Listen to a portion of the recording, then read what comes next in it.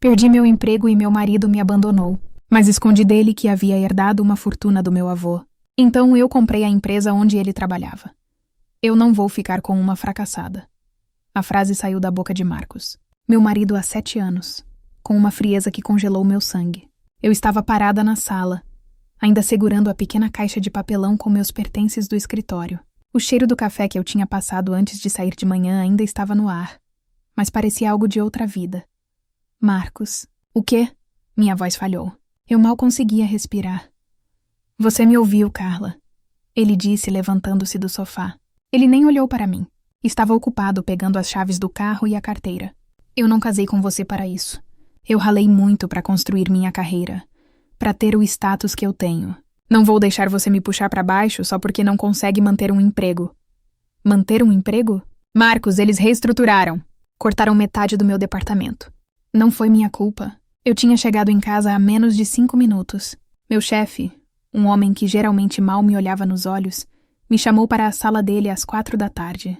Carla, infelizmente teremos que encerrar sua jornada conosco, ele disse lendo um roteiro. A empresa está passando por uma reestruturação estratégica. 5 anos. 5 anos de horas extras não pagas, de almoços engolidos na frente do computador, de metas batidas. Tudo isso reduzido a uma reestruturação estratégica e uma caixa de papelão com minha caneca favorita e um porta-retrato nosso. Eu dirigi para casa sentindo um buraco no estômago, pensando em como explicaríamos isso. A prestação do carro novo, o financiamento da casa. Mas a única coisa que eu realmente queria era um abraço. Eu queria que meu marido me dissesse que tudo ficaria bem. Em vez disso, recebi um decreto. Não me importa de quem é a culpa. Ele respondeu, agora me encarando. Seus olhos, que eu antes achava tão gentis, estavam duros como pedra. O que importa é que você está desempregada. Você se tornou um peso, uma fracassada. Fracassada. Repeti, a palavra me atingindo como um tapa. As lágrimas que eu segurei o dia todo começaram a queimar meus olhos. Eu te apoiei quando você quis fazer aquele curso caro. Eu cuidei da casa, das contas, de tudo, para você focar na sua subida. E agora que eu tropeço, você me chama de fracassada? Exatamente, ele disse indo até a porta. Eu subi e você desceu. É simples assim. Vou ficar na casa de um colega por uns dias. Quando eu voltar, espero que você já tenha encontrado um lugar para ir. A casa fica comigo. A porta bateu. O som ecoou pela sala silenciosa. Eu fiquei ali parada, incapaz de me mover. A caixa de papelão escorregou das minhas mãos, espalhando minhas coisas pelo chão. O porta-retrato com nossa foto de casamento caiu virado para baixo. O choque deu lugar à dor. Uma dor física tão intensa que me dobrou ao meio. Eu caí de joelhos. Meu mundo inteiro, meu emprego e meu casamento tinham desaparecido em menos de 3 horas. Ele estava certo. Eu era um fracasso total. Passei o resto da tarde e o começo da noite no chão, chorando até não ter mais lágrimas. Quando a fome e o frio me forçaram a levantar, eu estava dormente. Fui até o quarto. Peguei uma mala velha de cima do guarda-roupa e comecei a jogar minhas roupas dentro dela, sem nem me preocupar em dobrar. Onde eu iria? Eu não tinha família por perto. Meus pais haviam falecido há anos. Eu só tinha alguns amigos, mas não queria aparecer na casa de ninguém no meio da noite, parecendo uma refugiada. Meu celular vibrou na mesa de cabeceira. Era um número desconhecido, provavelmente alguma oferta de cartão de crédito. Ignorei. Ele tocou de novo. E de novo. Irritada, eu atendi, pronta para gritar com o atendente de telemarketing. Alô? Senhorita Carla? Uma voz grave e séria perguntou. Sim, quem é? Meu nome é Dr. Almeida, eu sou advogado. Estou ligando do escritório que representa os interesses do seu avô. Meu avô. Eu quase não o conhecia. Ele era um homem recluso, que vivia em uma casa simples no interior. Eu o via talvez uma vez a cada 5 anos. Meu avô? Aconteceu alguma coisa? Perguntei sentando na cama, a mala meio aberta aos meus pés. Houve uma pausa. Sinto muito ser o portador desta notícia, senhorita. Seu avô faleceu ontem à noite. O enterro foi esta manhã. Eu fechei os olhos. Mais uma perda. O dia parecia uma piada de mau gosto. Eu não sabia. Ninguém me avisou. Foi o desejo dele. Ele era um homem muito particular. Senhorita Carla, o motivo principal da minha ligação é o testamento. Ele deixou instruções muito claras. Testamento? Bufei, olhando minhas roupas jogadas. Olha, doutor Almeida, eu agradeço a ligação, mas meu avô não tinha nada. Ele provavelmente deixou a casa para mim, mas eu estou no meio de um... Senhorita Carla. Ele me interrompeu com firmeza. A senhora está enganada. Seu avô não era um homem pobre. Ele era, na verdade, um dos investidores mais astutos e discretos com quem já tive o prazer de trabalhar. Eu parei de respirar. O que o senhor quer dizer? Quero dizer que seu avô passou os últimos 50 anos construindo um império silencioso. Ações, imóveis, fundos de investimento. E ele deixou tudo, cada centavo, para sua única herdeira. Você. Eu fiquei em silêncio. Isso não podia ser real. Era o cansaço, o estresse. Senhorita, o advogado continuou. A senhora precisa vir ao meu escritório amanhã. Estamos falando de uma fortuna. Vasta. Um valor que mudará sua vida para sempre. Desliguei o telefone depois de anotar o endereço. Minhas mãos tremiam tanto que mal conseguia escrever. Eu olhei para a mala. Olhei para a porta por onde Marcos tinha saído. Uma fortuna. No dia seguinte, peguei um táxi para o endereço que o Dr. Almeida me deu. Era um prédio espelhado no centro financeiro da cidade. O escritório dele ocupava o último andar. Eu me senti pequena e suja com minhas roupas amassadas, sentada em uma cadeira de couro que provavelmente valia mais do que tudo que eu tinha na minha conta bancária. O Dr. Almeida era exatamente como sua voz soava. Sério, impecável. Ele me ofereceu água, café. Eu recusei. Ele abriu uma pasta grossa. Seu avô era brilhante, ele disse. Ele comprava ações de empresas quando ninguém dava nada por elas. Ele investia em tecnologia antes de ser moda. Ele nunca gastou, apenas acumulou. Ele virou um papel para mim. Era um extrato bancário, eu olhei o número. E olhei de novo. Eu contei os zeros. Não era possível. Não eram milhares. Eram milhões. Tantos milhões que eu nem conseguia processar. Isso é meu? Sussurrei.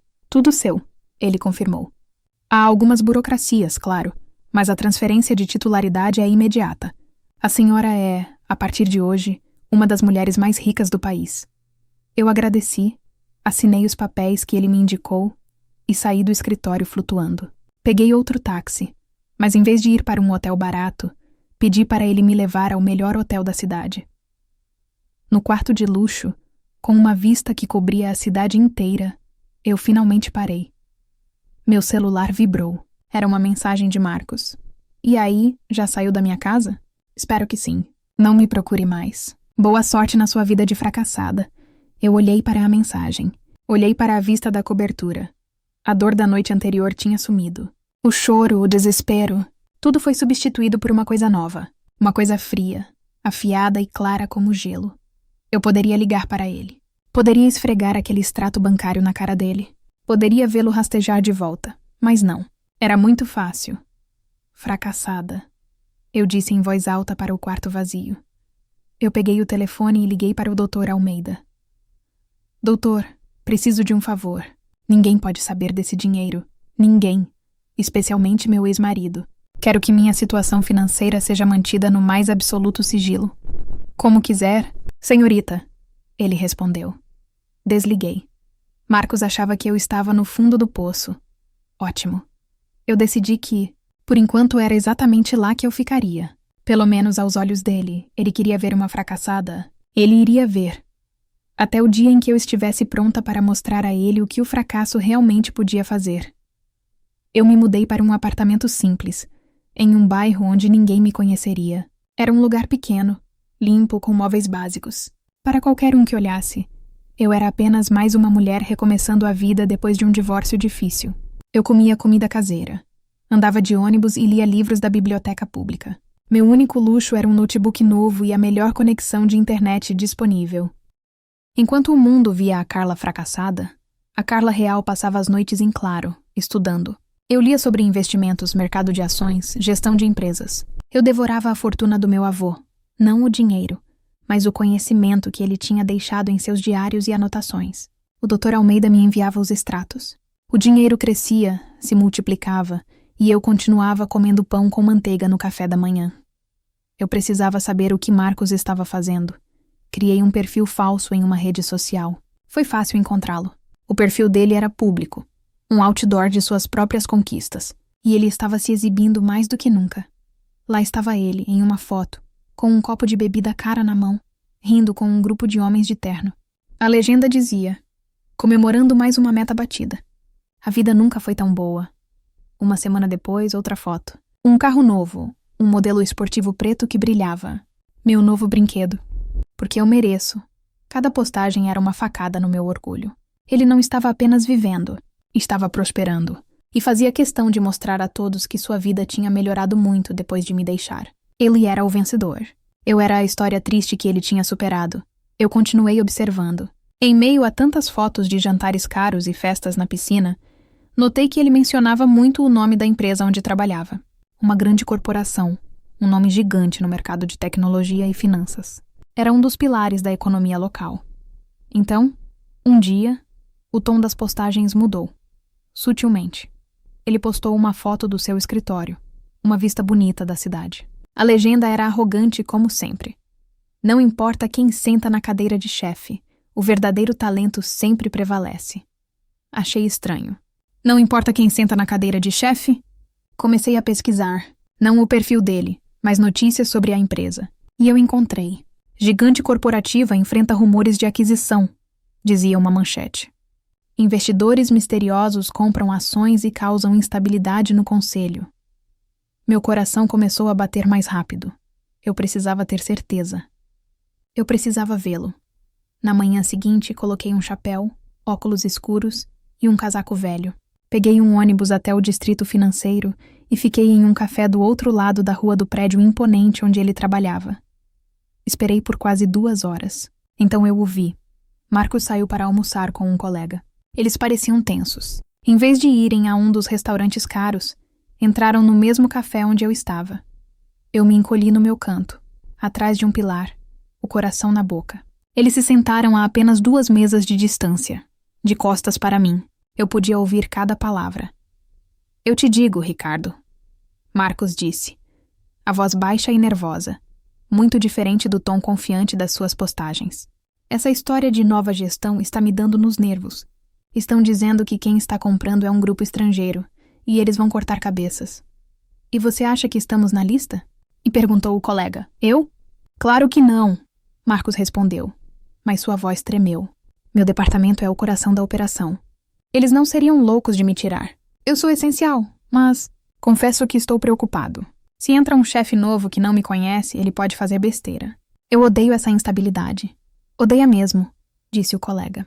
Você parecia bem mais tranquilo quando estava com a Carla. Ela te dava uma base, não? O café quase caiu da minha mão. Marcos soltou uma risada seca. A Carla? Por favor. Ela foi um peso que eu finalmente soltei. A última coisa que eu preciso agora é de uma fracassada me segurando. Minha carreira decolou depois que me livrei dela. Não, eu só preciso que essa poeira baixe. Eu estou no auge, cara. Ninguém vai me derrubar. Ele estava com medo. Por trás de toda aquela arrogância, ele estava apavorado. Com medo de perder o emprego, o status, o carro novo. Com medo de se tornar exatamente aquilo que ele me chamou. Uma ideia tão fria e tão clara se formou na minha mente. Era loucura. Era impossível. E era perfeita. Eu saí do café antes deles, minhas pernas tremendo, mas não de medo. Era de propósito. Naquela mesma tarde, liguei para o Dr. Almeida. Doutor? Eu disse, minha voz firme. Eu estou cansada de apenas ter dinheiro. Eu quero usar. Estou ouvindo, senhorita Carla. Algum investimento em mente? Imóveis? Arte? Eu quero comprar uma empresa, eu disse. E então eu dei o nome da corporação onde Marcos trabalhava. Houve um longo silêncio do outro lado da linha. Senhorita? Ele disse finalmente. Com todo o respeito, essa não é uma empresa. É um império. Comprar algo dessa magnitude não é simples. Pode levar anos. Pode ser uma aquisição hostil. Vai custar uma parte significativa da sua fortuna. Eu não me importo. Respondi, olhando pela janela do meu apartamento minúsculo. Eu não quero que seja fácil. Eu quero que seja feito. Contrate os melhores analistas financeiros. Os mais agressivos, os mais discretos. Eu quero saber tudo sobre essa empresa. Seus pontos fracos, suas dívidas, quem são os acionistas. E eu quero que vocês comecem a comprar. Senhorita, se o mercado souber que alguém está tentando uma aquisição, o preço das ações vai disparar. É por isso que ninguém vai saber. Eu o cortei. Ninguém vai saber que sou eu. Eu serei um fantasma. Usem empresas de fachada. Usem nomes diferentes, comprem em blocos pequenos. Eu quero que, quando eles perceberem o que está acontecendo, já seja tarde demais. Como desejar, disse o Dr. Almeida. Sua voz tinha um novo tom, um tom de respeito. A semana seguinte foi um borrão.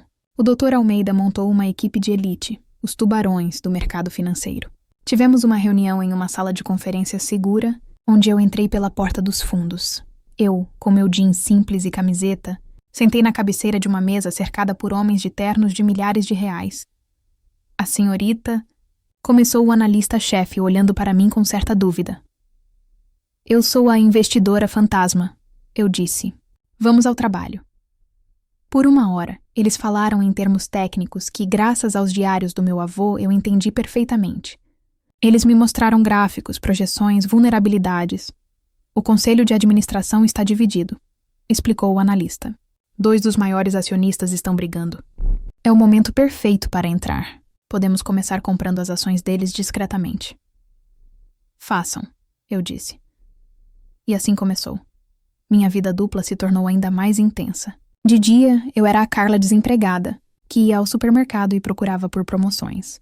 Mas, secretamente no meu notebook, eu aprovava transações que movimentavam milhões de dólares. Compramos mais 2%, dizia o e-mail do Dr. Almeida. Adquirimos o bloco de ações do acionista descontente, dizia outro. Eu via as notícias.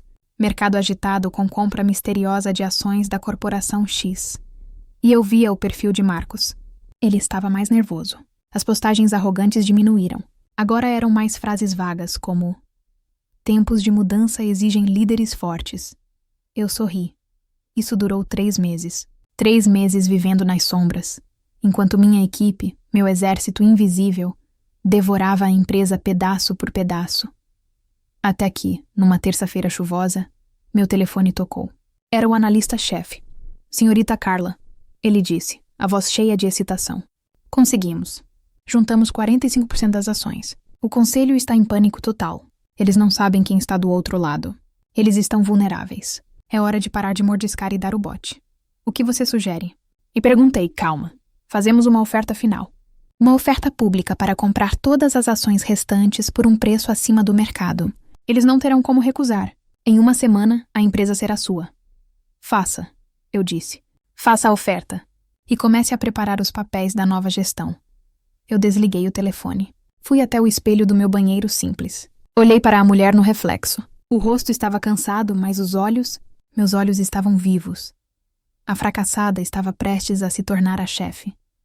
Enquanto minha equipe preparava a oferta final, a oferta que colocaria o último prego no caixão da antiga diretoria, eu mantinha minha vigília no perfil de Marcos. E ele não decepcionou. Ele postou uma foto. Estava em um bar, erguendo um copo de uísque. O sorriso mais arrogante que eu já tinha visto em seu rosto. Os colegas ao redor pareciam nervosos, mas Marcos parecia o rei do mundo. A legenda dizia: podem chacoalhar o barco, mas os verdadeiros capitães nunca afundam. Ouvi dizer que alguns estão com medo da nova gestão. Eu estou pronto para mostrar a eles como o verdadeiro trabalho é feito. Talento é a prova de mudanças. Capitão, eu murmurei para a tela fria do meu notebook, no meu apartamento minúsculo. Você nem imagina o tamanho do iceberg que está bem na sua frente. Naquela noite, eu dei a ordem final. Lancem a oferta. As próximas 48 horas foram uma tortura.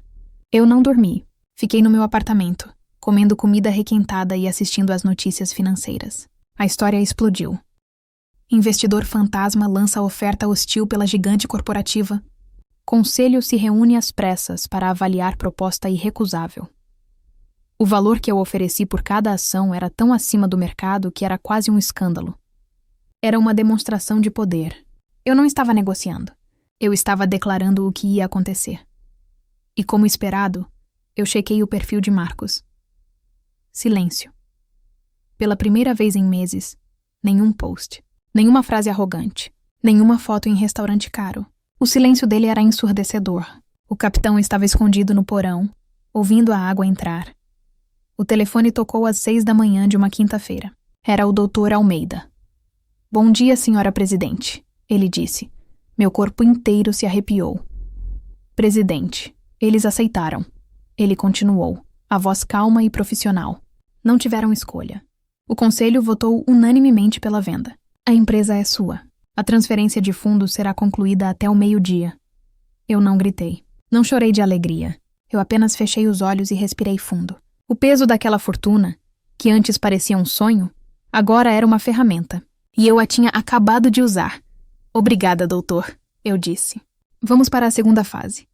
Preparem a transição. Minha ligação seguinte foi para minha nova equipe de gestão.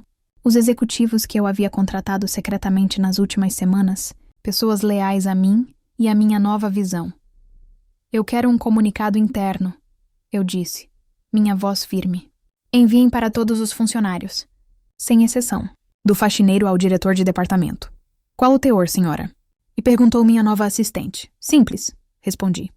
Todos os funcionários estão convocados para uma reunião geral obrigatória no auditório principal. Amanhã, às 10 horas da manhã. A presença é indispensável. Pauta.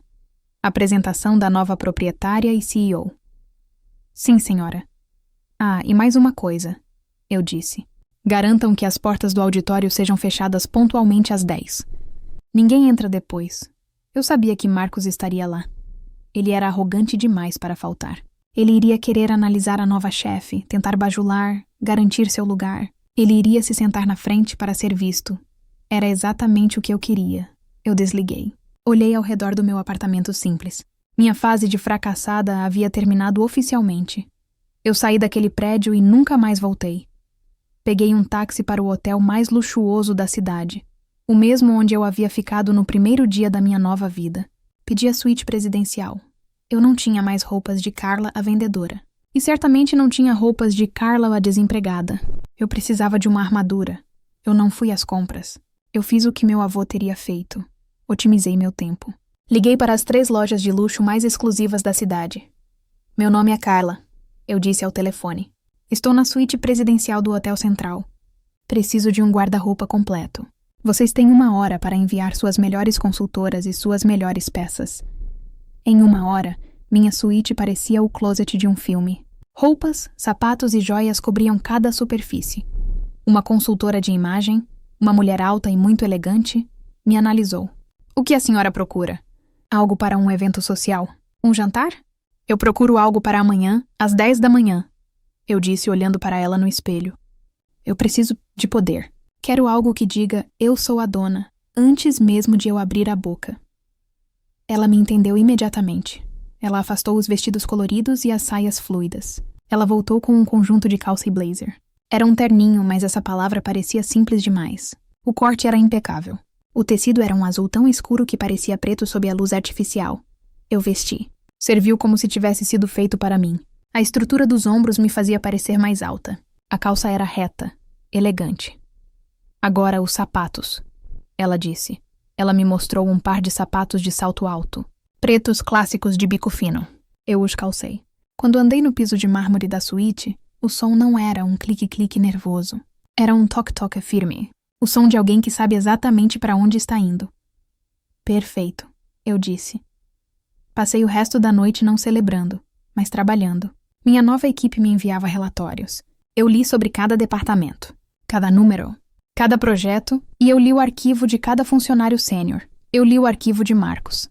Desempenho excelente, diziam as avaliações do antigo gerente. Um pouco arrogante com os colegas, mas entrega resultados. Eu sorri. Vamos ver, murmurei. Na manhã seguinte eu me preparei.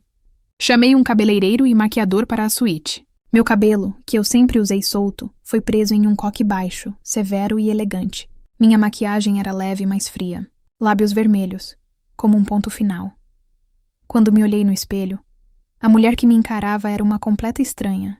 Ela era confiante, era fria e parecia absolutamente impiedosa. A Carla que chorou no chão da sala.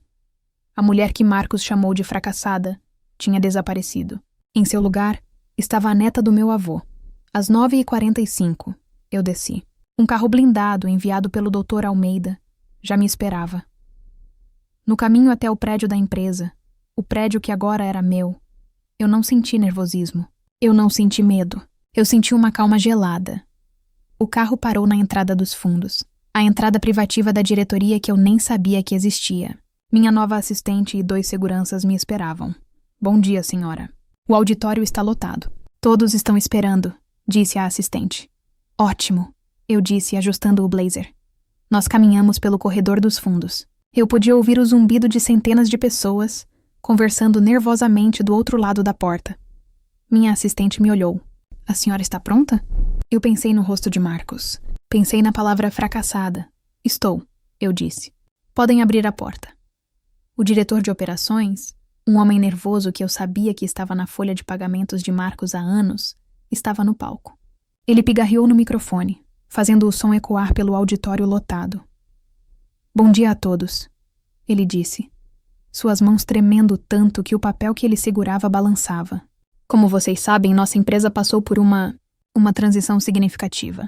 É com grande prazer que eu apresento a vocês a nova proprietária e CEO. A porta lateral do palco se abriu.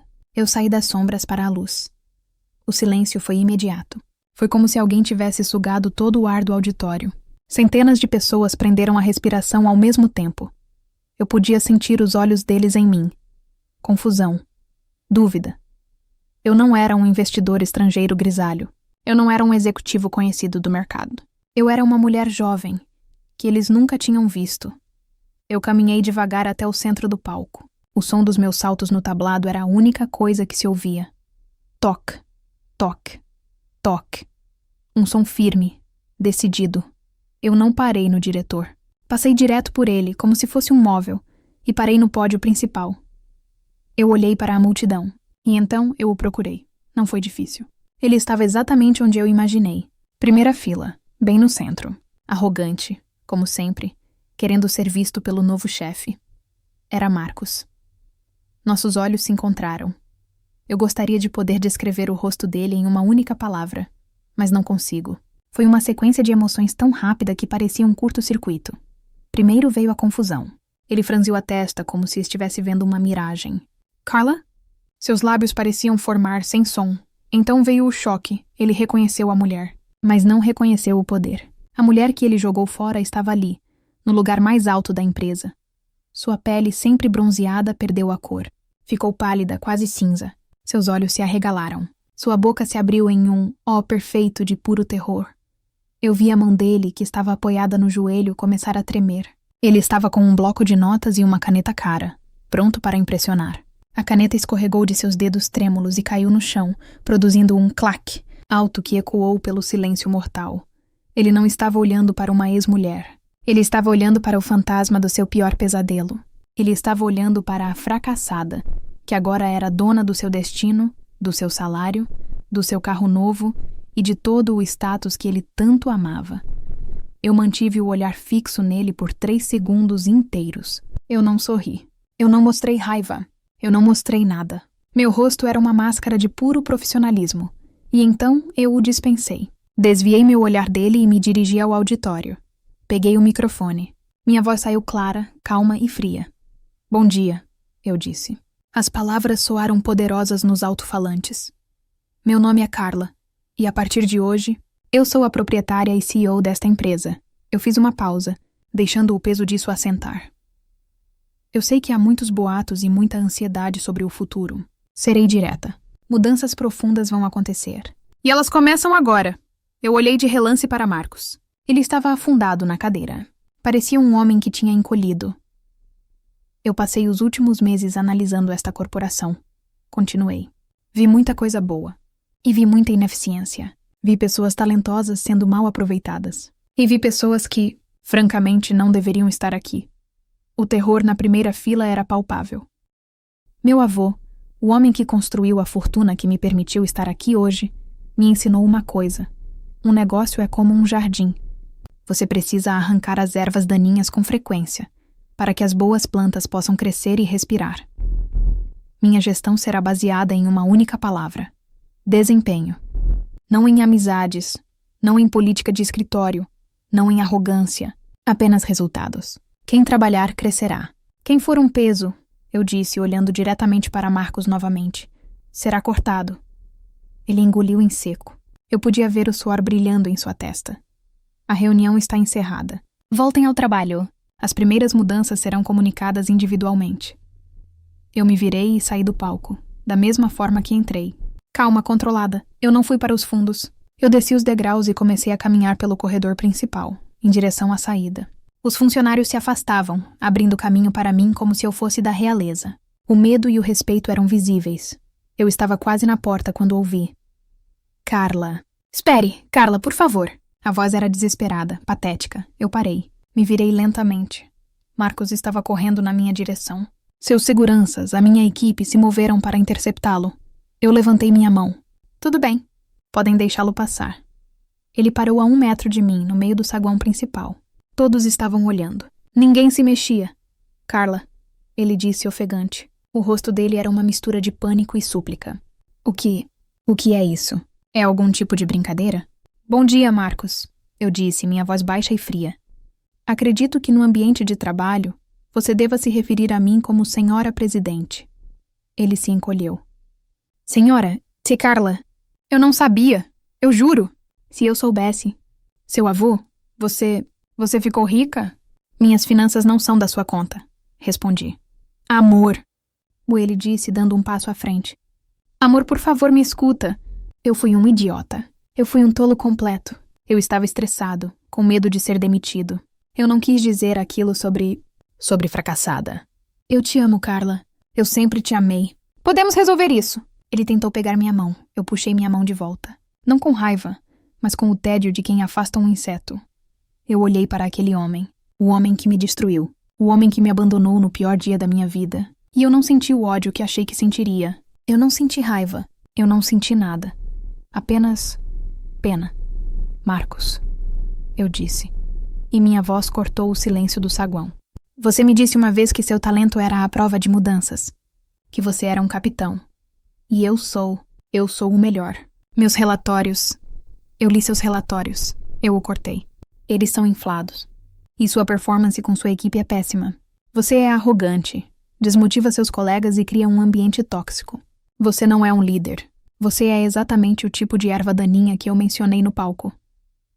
O rosto dele desmoronou. Não, Carla, por favor. Você não pode fazer isso. É por causa do que eu te disse? Não é pessoal, Marcos, eu disse, usando a frase mais fria que eu conhecia. Como foi que meu antigo chefe me disse mesmo? Ah, sim, é uma reestruturação estratégica. Usei as mesmas palavras que usaram para me demitir. Eu te imploro. Ele estava chorando agora, lágrimas escorrendo pelo rosto. Eu faço qualquer coisa. Eu te dou o divórcio, eu não peço 1 centavo. Nós já estamos divorciados, você só não sabia, eu disse. Agora, por favor, limpe sua mesa. A segurança irá acompanhá-lo até a saída.